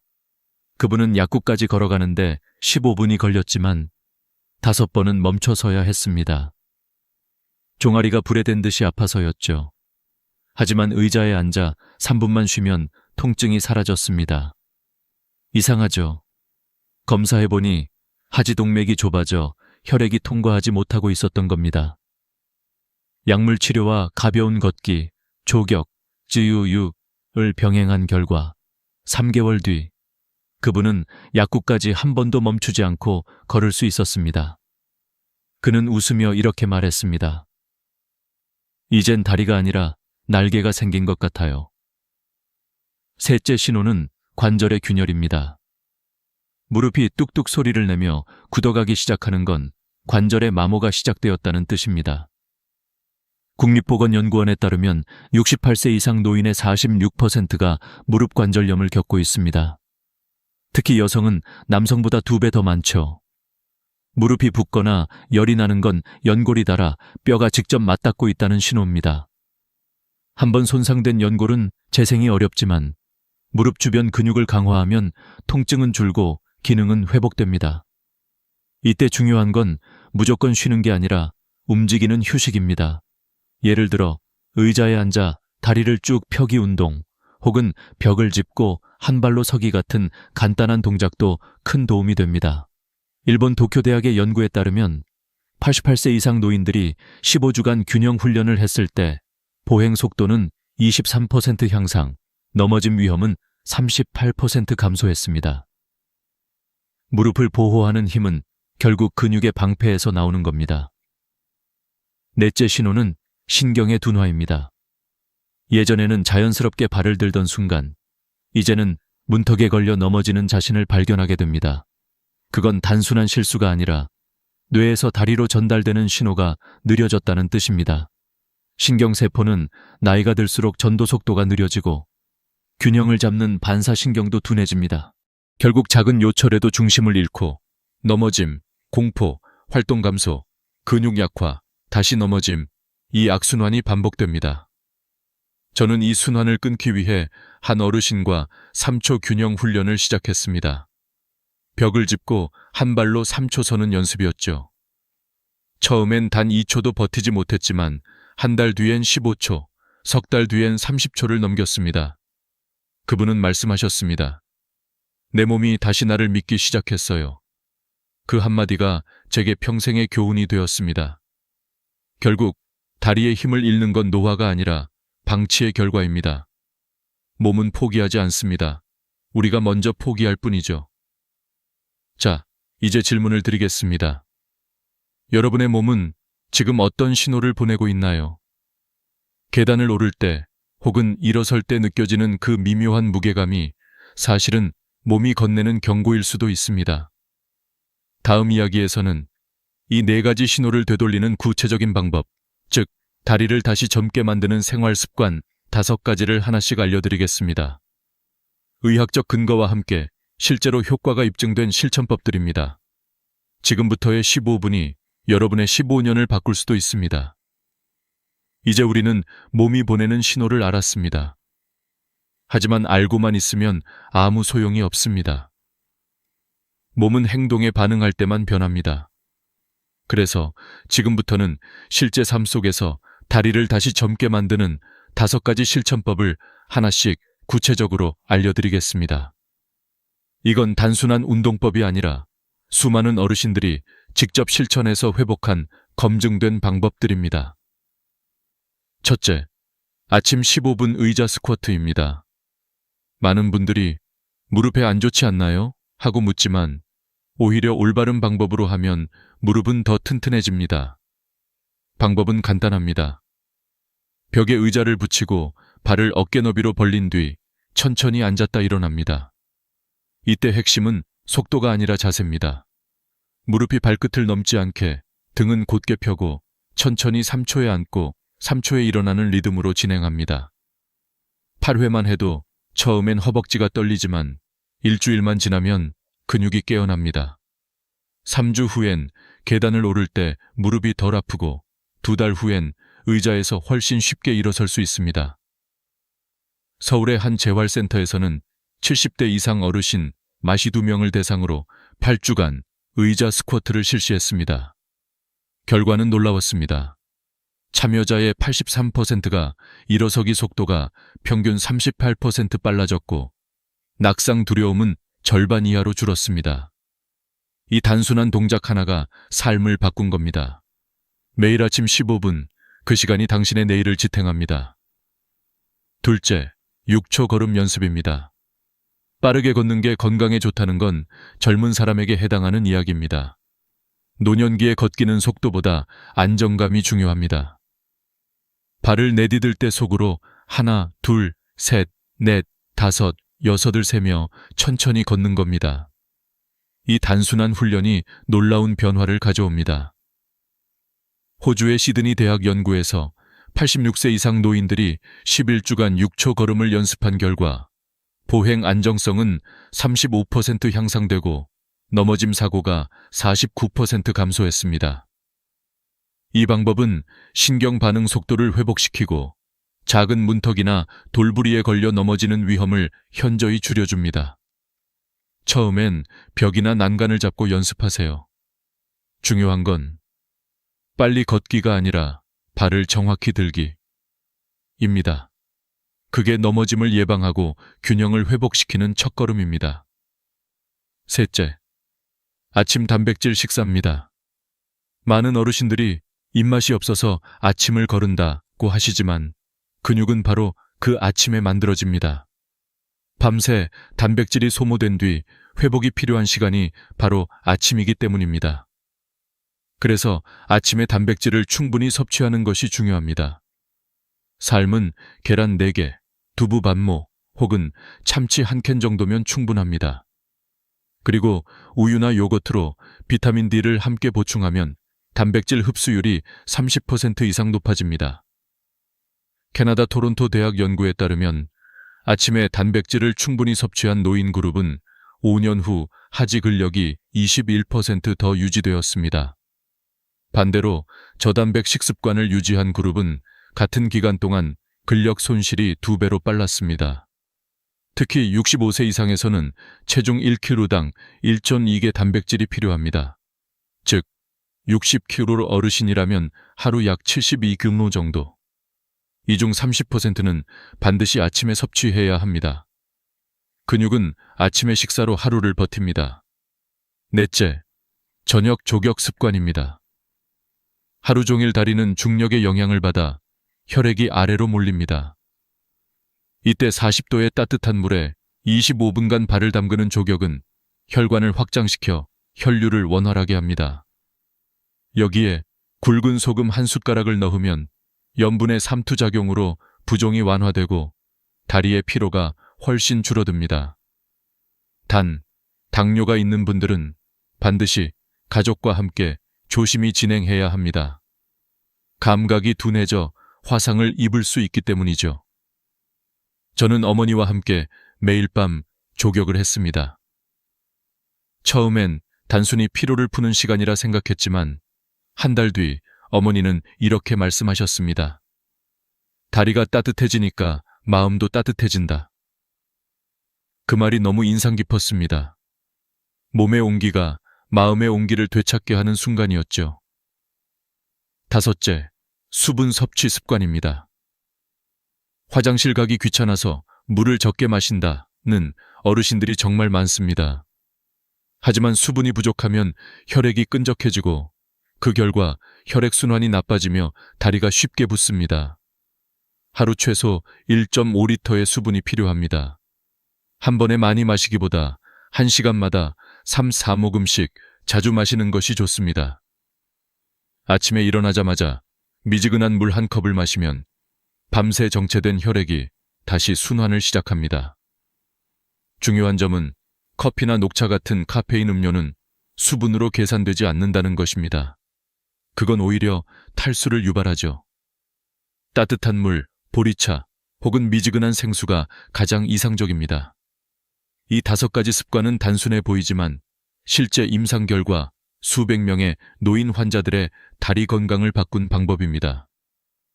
의자 스쿼트 15회, 6초 걸음, 단백질 아침, 따뜻한 조격, 꾸준한 수분. 이 5가지만 지켜도 83세 이후 낙상 위험은 62% 감소, 근력 저하는 40% 늦춰진다는 통계가 있습니다. 여러분은 오늘 이 5가지 중 몇 가지를 실천하고 계신가요? 만약 단 한 가지라도 실천하고 있다면 당신은 이미 젊은 다리로 가는 길 위에 서 있습니다. 이제 마지막 이야기에서는 이 습관들이 실제로 인생을 어떻게 바꾸는지를 보여드리겠습니다. 그리고 우리가 잊고 있던 걷는 힘의 의미, 그 철학적이면서도 인간적인 진실에 대해 함께 생각해 보겠습니다. 이제 우리는 알고 있습니다. 다리를 지키는 일은 단순히 몸을 관리하는 것이 아니라 삶의 자유와 존엄을 지키는 일이라는 것을요. 하지만 아직 끝나지 않았습니다. 지금부터 이야기할 내용은 단순한 건강법이 아니라 그동안 수천 명의 어르신들이 직접 증명한 걸을 수 있다는 것의 기적에 관한 이야기입니다. 스웨덴의 한 장수 연구가 있습니다. 83세 이상 노인을 10년간 추적 조사한 결과 보행 능력을 유지한 노인은 그렇지 못한 노인보다 평균 9년을 더 살았다고 합니다. 놀랍죠? 걷는 힘 하나가 수명을 9년 늘렸다는 겁니다. 하지만 그보다 더 중요한 건 삶의 질이었습니다. 스스로 마트를 가고 버스를 타고 친구를 만나러 나갈 수 있는 사람들은 그렇지 않은 사람들보다 우울증 위험이 70% 낮고 기억력 유지율이 2배 높았다는 결과가 나왔습니다. 걷는 힘은 단순한 생존의 문제가 아닙니다. 그건 살아가는 방식 그 자체입니다. 네 발로 시장을 걸어가고 손주의 손을 잡고 공원을 거니는 일. 그 평범한 장면들이야말로 인간다운 삶의 상징입니다. 저는 어머니를 통해 이 사실을 절실히 깨달았습니다. 86세가 되던 해 어머니는 계단을 오르기 두려워하셨습니다. 무릎이 자꾸 덜덜 떨려서 혹시 또 넘어질까봐. 그날 저는 어머니의 손을 잡고 조용히 말했습니다. 엄마, 우리 천천히라도 다시 시작해요. 그날 이후 매일 아침 의자 스쿼트 10회, 6초 걸음 5분, 그리고 저녁엔 따뜻한 조격을 함께 했습니다.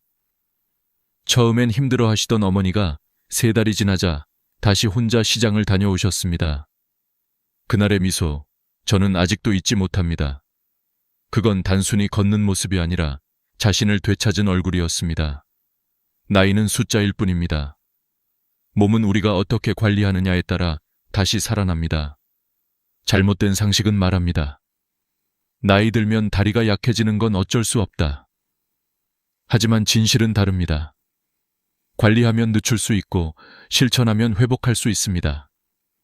근육은 다시 길러지고 혈액은 다시 흐르며 관절은 다시 반응합니다. 83세 이후에도 관리하지 않으면 보행장애는 급격히 늘어나고 낙상 위험은 3배로 증가하며 자립성은 눈에 띄게 떨어집니다. 하지만 반대로 꾸준히 관리한 분들은 92세가 넘어도 스스로 일어나고 걷는 힘을 유지합니다. 차이는 단 하나. 오늘 시작했느냐, 미루었느냐. 여러분, 걷는다는 건 단순한 이동이 아닙니다. 그건 인간의 존엄입니다. 내가 원하는 곳을 내 발로 향할 수 있다는 것. 그건 곧 내가 내 인생을 주도하고 있다는 증거입니다. 그래서 지금 이 영상을 보시는 여러분께 꼭 말씀드리고 싶습니다. 오늘 당장 단 한 가지라도 시작하십시오.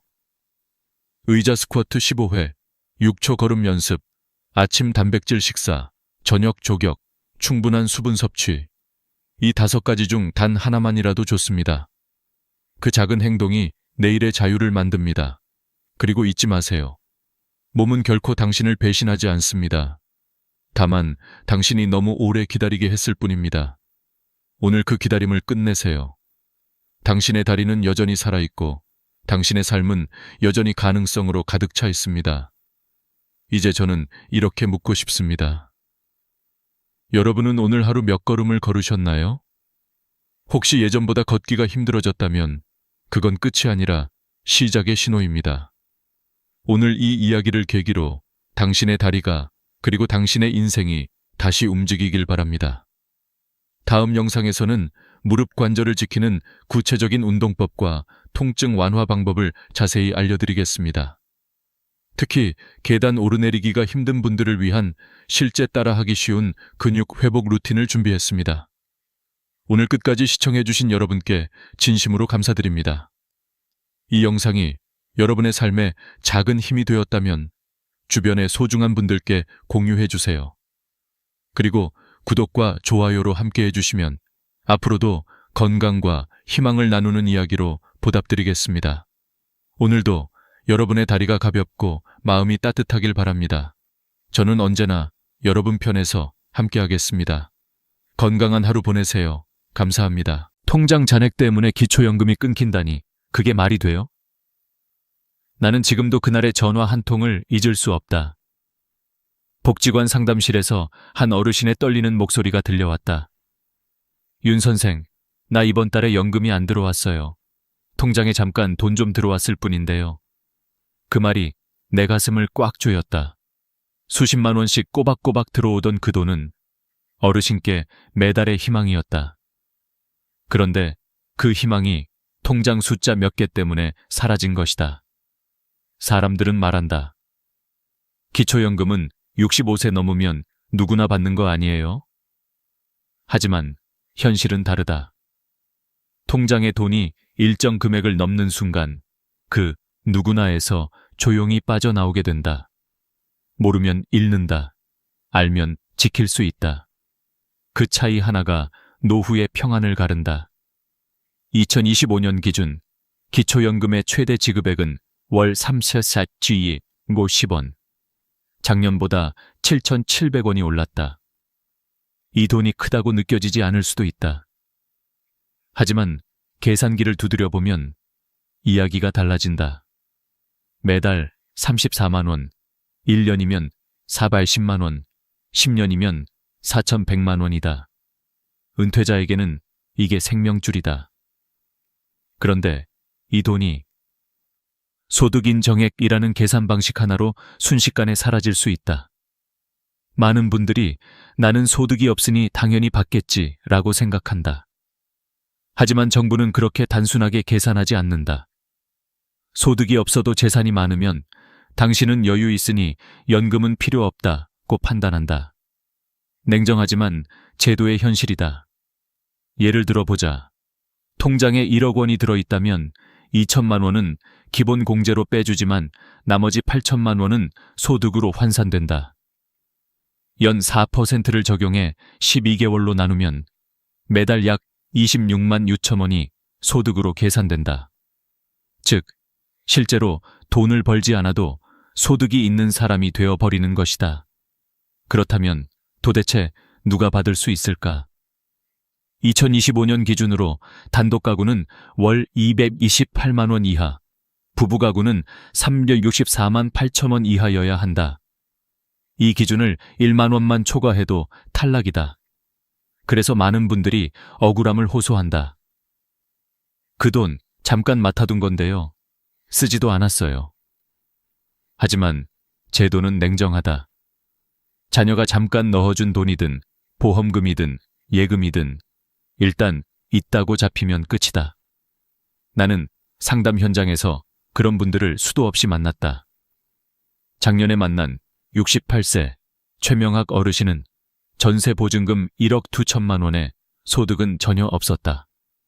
그분은 나는 아무 일도 안 하고 집도 내 명의가 아닌데 왜 못 받느냐며 울먹였다. 하지만 전세금도 재산으로 본다. 정부는 지역별 기본 재산액 대도시 1억 3,500만 원, 중소도시 8,500만 원, 농어촌 7,000지 50만 원을 빼고 남은 금액의 연 4%를 곱해 월소득으로 계산한다. 그 차이로 어르신은 탈락했다. 나는 집도 없는데 라고 하시던 그 말이 오래 남았다. 이건 억울함의 문제가 아니다. 제도의 언어를 모르면 제도의 문턱에서 미끄러진다. 그래서 오늘 나는 이 영상을 통해 반드시 전하고 싶다.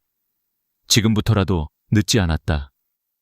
기초연금은 단순히 돈이 아니라 삶의 여유를 되찾는 권리다.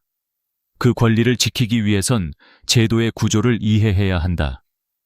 가장 먼저 알아야 할 건 기초연금은 소득만으로 판단하지 않는다는 사실이다.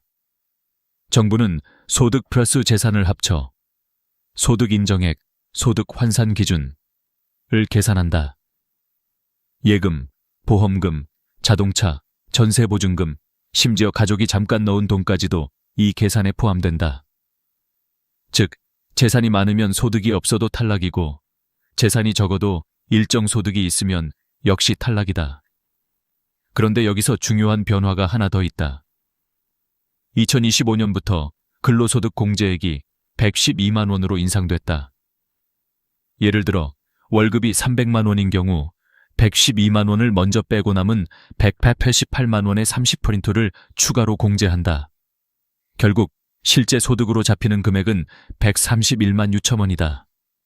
즉, 예전보다 더 많은 사람이 기준 안으로 들어올 수 있게 된 것이다. 나는 이 제도가 공정하다고 믿지 않는다. 그러나 현명하게 이용할 수는 있다고 믿는다. 누군가는 모르고 잃고 누군가는 알아서 챙긴다. 그 차이는 공부의 차이이고 관심의 차이다. 그리고 그 작은 차이가 은퇴 후 10년의 삶을 바꾼다. 그러니 지금 이 순간 꼭 한번 생각해 보시라. 내 통장에는 혹시 나도 모르게 기준을 넘는 돈이 들어있지 않은가? 그 돈이 나를 편하게 만드는 게 아니라 오히려 기초연금의 문을 닫게 만드는 열쇠가 될 수도 있다. 이제부터 본격적으로 살펴보자. 도대체 어떤 실수들이 연금을 끊어버리는 걸까? 그리고 그 실수들을 피할 수 있는 방법은 무엇일까? 당신이 몰랐던 9가지 함정, 지금부터 하나씩 밝혀드리겠다. 나는 은행 창구에서 오랫동안 일하면서 수없이 같은 장면을 보았다. 상담 테이블 너머로 어르신이 조심스레 물었다. 이거 잠깐 넣었다 빼면 괜찮죠? 그리고 몇 달 뒤 그분의 표정은 완전히 달라졌다. 윤 선생, 기초연금이 끊겼어요. 그냥 자식 통장 좀 도와준 건데요. 이건 단순한 오해가 아니다. 정말 많은 분들이 몰라서 손해를 본다. 그래서 지금부터 말씀드릴 9가지 실수는 반드시 기억하셔야 한다. 단 하나라도 해당되면 연금이 끊길 수 있다. 첫 번째 실수, 가족 간의 돈 이동. 잠깐 맡겼다가 돌려받았을 뿐인데요. 이렇게 말해도 통하지 않는다. 국민연금공단은 이체 기록을 증여로 볼 수 있다. 특히 자녀가 부모에게 혹은 부모가 자녀에게 일정 금액 이상을 송금하면 그 흔적은 그대로 남고 그 돈은 재산으로 포함된다. 한 번이라도 큰 금액이 오가면 그건 이미 데이터로 저장된다. 한 70대 부부는 자녀가 집을 살며 일시적으로 부모 통장에 계약금을 넣었다가 돌려준 적이 있었다. 그 돈은 우리 돈이 아니었는데 그러나 심사에서는 재산으로 잡혀 탈락했다. 그분의 한숨이 잊히지 않았다. 두 번째 실수, 자녀 명의 적금을 본인이 관리하는 경우. 아들 이름으로 넣은 건데요. 나중에 내가 찾았어요. 이렇게 말하면 끝이다. 제도는 명의보다 실제 사용자를 본다. 부모가 입금하고 출금까지 하면 그건 부모의 자산으로 본다. 실제로 한 어머니가 이런 이유로 연금 전액 삭감 판정을 받았다. 세 번째 실수, 부동산을 자녀에게 헐값으로 넘기는 것. 노후에 세금 아끼려는 마음으로 이참에 자식한테 싸게 넘기자고 하시는 경우가 많다. 그러나 시세보다 너무 낮은 금액으로 거래하면 그 차액이 증여로 간주된다. 그 결과 증여세뿐 아니라 기초연금에서도 재산이 줄지 않은 것으로 판단된다. 재산은 여전히 유지됐다는 논리로 연금 감액이 이루어진다. 네 번째 실수, 폐업 신고를 안 한 사업자. 가게 문 닫은 지 오래됐어요. 이렇게 말해도 소용없다. 사업자 등록이 살아있으면 정부는 추정소득을 계산한다. 실제로 돈을 벌지 않아도 있다고 간주하기 때문이다. 이건 기초연금 계산에서 매우 치명적이다. 반드시 홈택스에서 폐업 신고를 해야 한다. 다섯 번째 실수, 고급 자동차 보유. 2025년부터는 배기량 기준이 사라지고 차량 가액 4천만 원 이상이면 무조건 고급차로 본다. 그 금액은 전액 소득으로 환산된다. 예를 들어 차량 가액이 5천만 원이면 5천만 원 전부가 소득으로 계산된다. 반면 3천만 원짜리 차량은 일반 자동차로 분류되어 14%만 반영된다. 이 차이는 어마어마하다. 여섯 번째 실수, 보험 해약금. 오래된 보험 하나 정리했을 뿐인데요.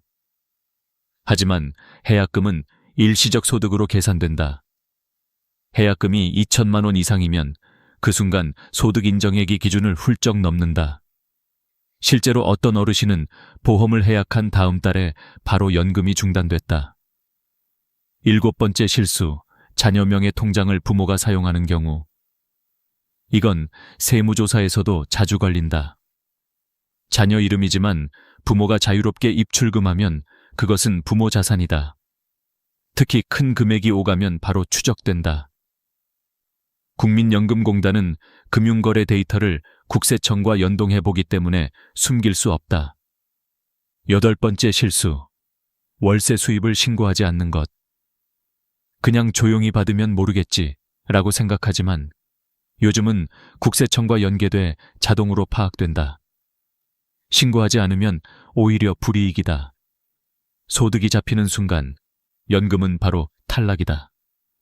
아홉 번째 실수, 최근 5년간 재산 정리 기록. 기초연금은 현재만 보는 게 아니다. 최근 5년간의 금융거래와 부동산 변동을 모두 살펴본다. 예를 들어 몇 달 전에 아파트를 팔고 현금을 들고 있다면 지금은 집이 없어도 그 현금은 그대로 금융재산으로 계산된다. 그 돈 다 썼어요 라고 말해도 그 사용 내역을 증명하지 못하면 끝이다. 이 9가지 실수 중 하나라도 걸리면 기초연금은 단 한 푼도 받을 수 없다. 하지만 좋은 소식도 있다. 이건 되돌릴 수 있다. 지금부터라도 바꾸면 된다. 제도를 이해하고 증거를 남기고 기준을 충족시키면 다시 받을 수 있다. 한 가지 분명한 진실은 이것이다. 기초연금은 가난한 사람에게 주는 돈이 아니라 제도를 이해한 사람에게 돌아가는 권리라는 사실이다. 지금부터는 이 권리를 잃지 않기 위해 우리가 어떤 준비를 해야 하는지 하나씩 짚어보겠다. 몰랐어요 라는 말 대신 이제는 알았어요 라는 말로 바꾸기 위해서. 기초연금이란 제도는 단순히 신청서 한 장으로 끝나는 일이 아니다. 그건 10년 후에 내 삶을 설계하는 종합재무전략에 가깝다. 그래서 나는 늘 상담 자리에서 이렇게 말한다. 지금부터가 진짜 시작이에요. 오늘은 그 시작을 돕기 위해 기초연금을 지키는 5가지 준비를 구체적으로 말씀드리려 한다. 이건 단순한 정보가 아니라 수많은 시니어 상담을 통해 실제로 효과가 입증된 전략들이다. 첫 번째 준비. 가구 기준의 함정에서 벗어나라. 많은 분들이 이렇게 말씀하신다. 나는 일도 없고 집도 없어요. 그런데 왜 탈락이에요? 하지만 기초연금은 개인 기준이 아니라 가구 기준으로 심사한다. 예를 들어 아내가 소득이 없더라도 남편이 월급을 받으면 그 소득이 모두 합산된다. 반대로 남편이 은퇴했더라도 아내가 임대 수익이 있으면 마찬가지다. 나는 어려운데 배우자가 조금 번다는 이유로 탈락하는 것이다. 이 구조를 이해해야 억울함이 줄어든다. 기초연금은 내가 어려운가를 묻는 제도가 아니라 가구 전체가 어려운가를 묻는 제도다. 따라서 부부 합산 기준으로 확인하는 것이 가장 중요하다. 두 번째 준비. 금융재산은 5년 전부터 천천히 정리하라. 많은 분들이 기초연금 신청 시점에 맞춰 예금이나 부동산을 급히 정리한다. 하지만 그건 위험한 선택이다. 국민연금공단은 최근 5년간의 자산 이동 내역을 모두 본다. 예를 들어 2년 전에 아파트를 팔고 3억 원을 현금으로 받았다면 지금 그 돈이 없더라도 금융재산으로 잡힌다. 이유는 단순하다. 그 돈이 어디로 갔는지 증거가 없기 때문이다. 그래서 노후 설계를 할 때는 최소 5년 전부터 계획적으로 움직여야 한다. 급한 매각보다 점진적인 구조조정이 안전하다. 자녀 증여, 보험 해약, 대규모 이체 등은 미리 기록을 남기고 전문가의 자문을 받는 것이 좋다. 세 번째 준비. 차량은 한 대, 시세는 4천만 원 미만. 기초연금 계산에서 가장 자주 걸리는 게 바로 자동차다. 내 차는 오래됐어요. 그냥 타는 거예요. 하지만 정부의 기준은 감정이 없다. 차량 가액이 4천만 원 이상이면 고급차로 분류되고 그 금액이 전액 소득으로 환산된다. 2대 이상이면 각각 계산된다. 예를 들어 4,500만 원짜리 SUV와 1,500만 원짜리 경차를 함께 보유하고 있으면 총 6천만 원이 재산으로 잡힌다. 그러므로 기초연금을 생각한다면 차량은 한 대만, 그리고 시세는 4천만 원 미만으로 유지하는 것이 안전하다. 자동차를 단순한 이동수단이 아니라 재정 항목으로 생각해야 한다. 네 번째 준비. 사업자 등록은 반드시 폐업하라. 가게 문은 닫았는데요. 사업자만 남아있어요. 이 말 정말 자주 듣는다. 문제는 사업자 등록이 남아있으면 정부는 소득이 있을 것이라고 가정한다는 점이다. 심사 시 추정소득이 자동으로 잡힌다. 실제로 돈을 벌지 않아도 있는 것처럼 계산되기 때문에 탈락할 가능성이 매우 높다. 사업을 더 이상 하지 않는다면 즉시 홈택스에서 폐업 신고를 해야 한다. 서류 한 장이 평생의 연금을 지켜준다. 다섯 번째 준비. 자녀 명의 자산을 점검하라. 이건 생각보다 중요하다. 자녀 명의 통장이지만 부모가 자유롭게 입출금하면 그건 부모 자산이다.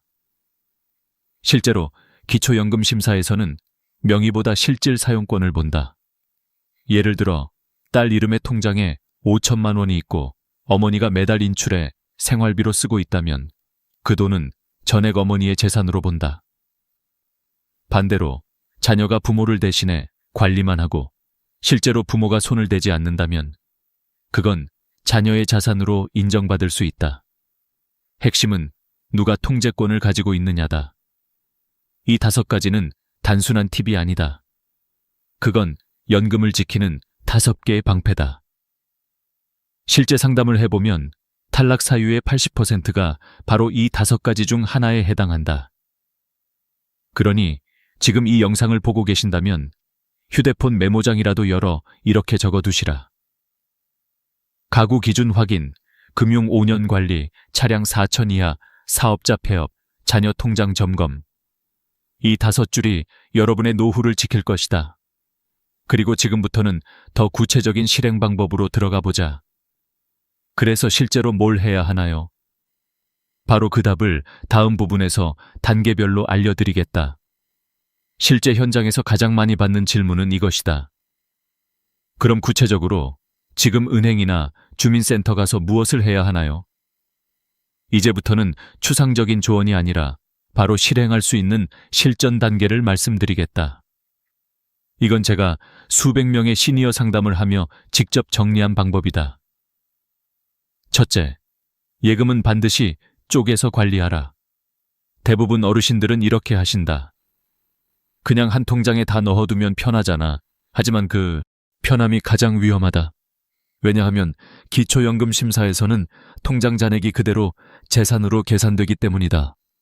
예를 들어 통장 하나에 1억 원이 들어있다면 2천만 원 기본 공제를 빼고 남은 8천만 원이 소득으로 환산된다. 8천만 원 액그 4%, 12개월, 1갤리 월 26만 6천 원의 소득이 생긴 것으로 계산된다. 그렇게 되면 연금 기준을 넘기 쉽다. 하지만 이 돈을 목적별로 나누어 관리하면 이야기가 달라진다. 생활비 통장, 공과금 통장, 자녀 지원 통장 등으로 구분해 관리하면 단순한 저축이 아니라 생활자금으로 인정받을 가능성이 높아진다. 단 주의해야 할 점이 있다. 단순히 통장을 여러 개 만든다고 되는 게 아니다. 입출금 내역이 생활비로 쓰였다는 흔적이 남아야 한다. 실제로 관리비, 자동이체나 병원비 결제, 식비 결제가 잡혀 있어야 한다는 뜻이다. 이런 기록들이 제도적 증거로 작용한다. 둘째, 보험은 무조건 해약하지 말고 전문가에게 먼저 물어라. 보험 해약하면 당장 돈이 생기니까 생활비로 쓰면 되잖아요. 이 말이 탈락의 시작이다. 보험 해약금은 일시적 소득으로 간주되기 때문이다. 예를 들어 15년 유지한 보험을 해약해 2,500만 원을 받았다면 그달부터 소득 인정액이 급등해 연금이 끊긴다. 반면 보장성 보험은 영향을 거의 주지 않는다. 그러므로 보장성인지 저축성인지 반드시 확인해야 한다. 만약 환급금이 크다면 당장 해약하지 말고 보장 항목만 줄이거나 전문가 상담을 거쳐야 한다. 지금 돈이 급하다는 이유로 서둘렀다가는 10년치 연금을 잃을 수 있다. 셋째, 전세는 월세로 일부 전환하라. 이건 많은 분들이 놓치는 핵심이다. 전세 보증금은 내 돈이 아닌데도 재산으로 계산된다. 예를 들어 전세금이 1억 6천만 원이면 정부는 이 돈의 4%를 소득으로 계산해 매달 약 53만 원을 번 것처럼 간주한다. 그래서 소득 인정액이 초과되는 것이다. 그럴 땐 일부를 월세로 전환하라. 예를 들어 보증금 1억 6천에서 3천만 원으로 줄이고 월세 40만 원으로 바꾸면 보증금이 줄어들면서 소득 인정액은 낮아지고 월세는 지출로 잡혀서 유리해진다. 단, 실제 임대차 계약이 있어야 하며 월세 이체 내역도 증거로 남아야 한다. 형식만 월세로 바꾸고 실제로 돈을 내지 않으면 조사 대상이 된다. 넷째, 세무사나 공인중개사 상담을 활용하라. 나는 가진 게 별로 없는데 굳이 전문가까지 찾아가야 하나요? 하지만 바로 그런 분들이 가장 많이 탈락한다. 왜냐하면 애매한 재산 구조를 설명할 줄 모르기 때문이다. 예를 들어 예금 4천만 원, 전세 보증금 1억 3천, 차량 시세 1천만 원이면 기준을 살짝 초과한다. 하지만 만약 차량이 폐차 직전이고 예금 중 절반이 자녀의 병원비였다면 전문가의 도움을 받아 서류로 증명만 하면 충분히 제외시킬 수 있다. 이때 중요한 건 진술이 아니라 증거다. 영수증, 이체 내역, 계약서, 폐차 확인서 등이 실제로 판단 기준이 된다. 게다가 요즘은 지자체 무료 상담 프로그램도 많다. 복지관, 주민센터, 노인회관에도 세무자문 창구가 있다. 돈이 아니라 정보를 아끼지 마라. 그게 가장 큰 손해다. 다섯째, 신청은 반드시 내가 직접 해야 한다. 놀랍게도 많은 분들이 이렇게 말씀하신다. 될 것 같아서 기다리고 있었어요. 하지만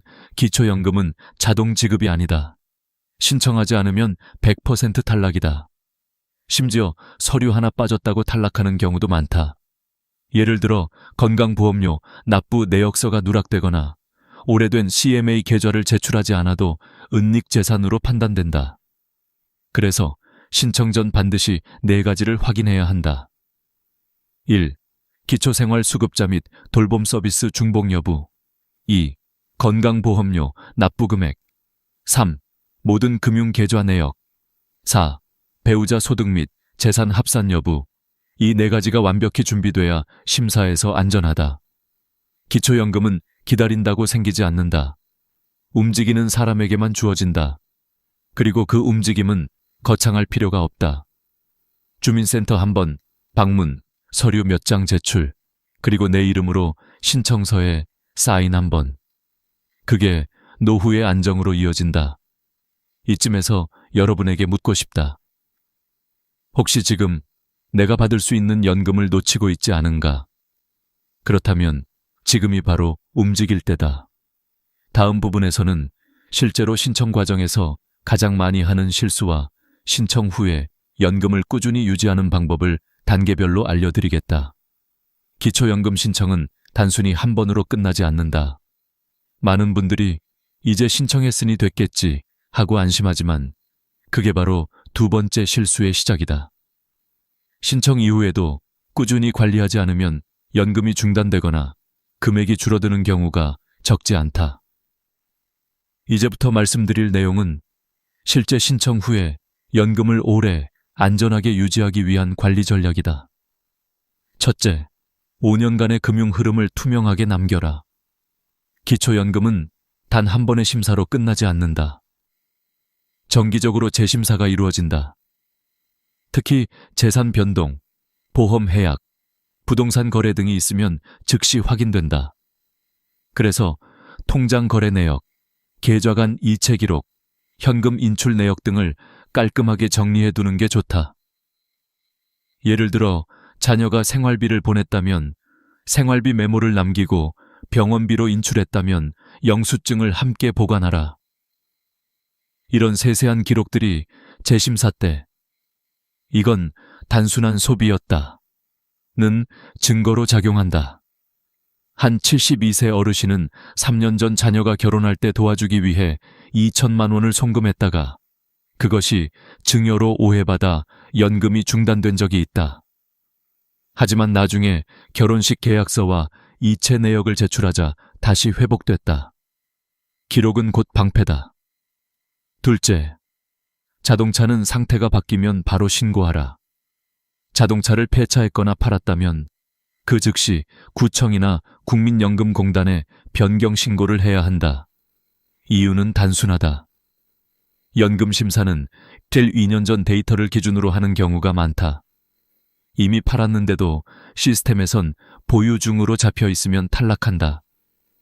자동차는 단순한 이동수단이 아니라 연금 계산의 변수다. 그러니 변화가 생기면 바로 신고하는 습관을 들이자.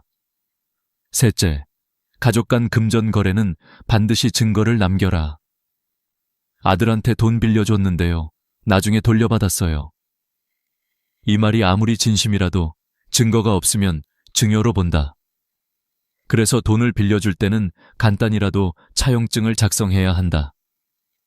차용증에는 금액, 날짜, 상환 계획을 적고 서로 서명하면 된다.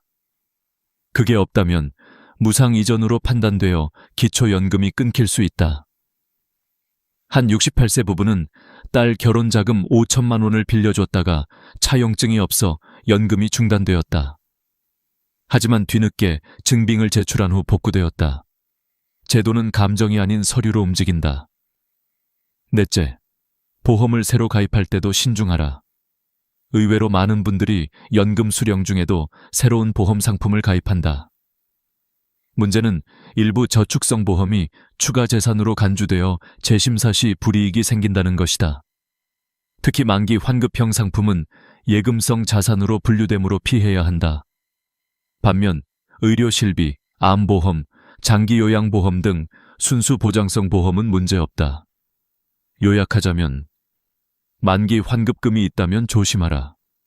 새로운 보험을 가입할 때는 반드시 담당 공무원이나 금융 전문가에게 이게 소득 인정액에 포함되나요?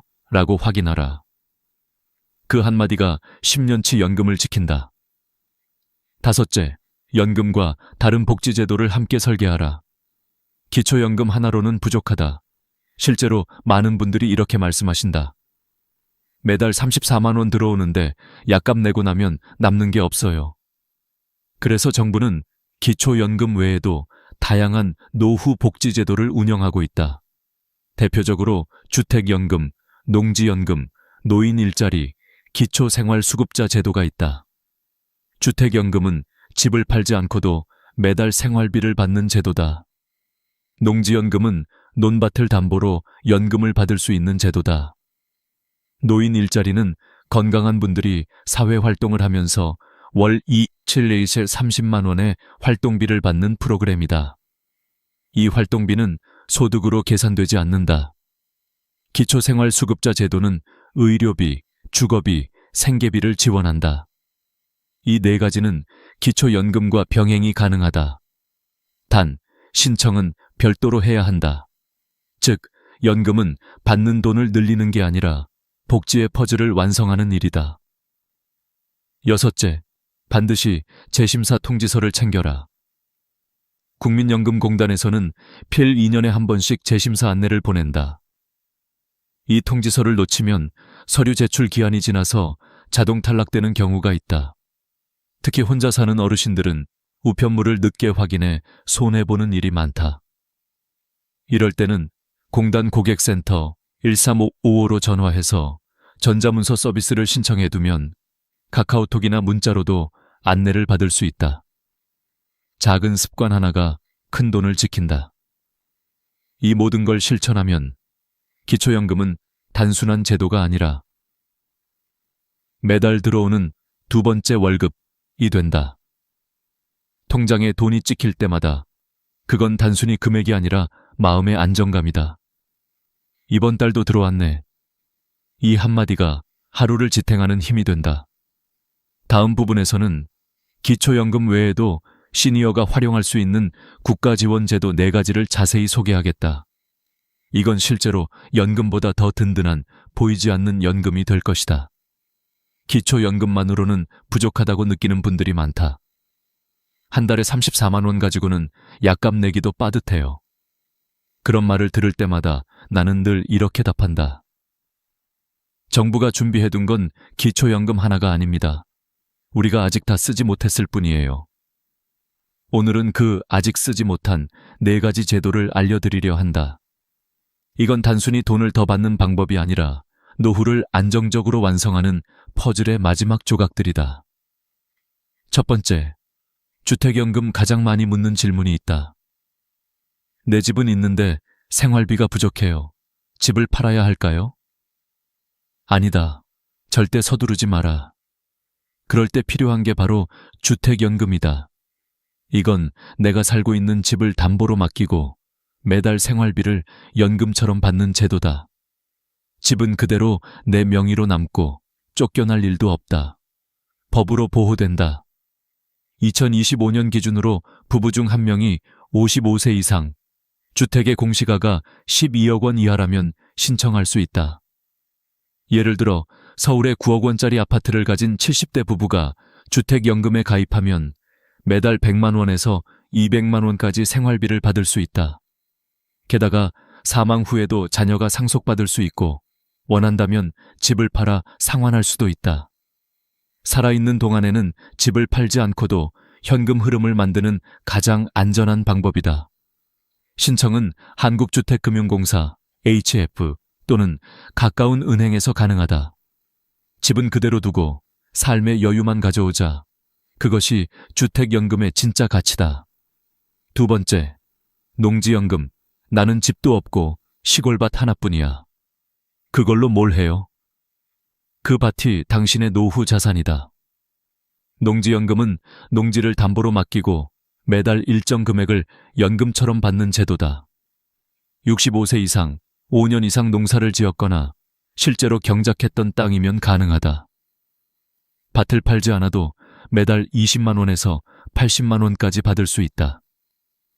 특히 농지연금으로 받는 금액은 기초연금 산정 시 불리하지 않게 반영되므로 병행도 가능하다.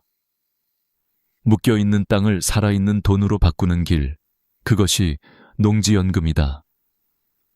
세 번째, 노인 일자리 지원 사업, 몸은 아직 괜찮은데 나이 많다고 안 뽑아요. 그런 분들을 위해 정부가 만든 제도가 있다. 바로 노인 일자리 사업. 이건 단순히 돈을 벌기 위한 일이 아니다. 사회와 연결되는 통로다.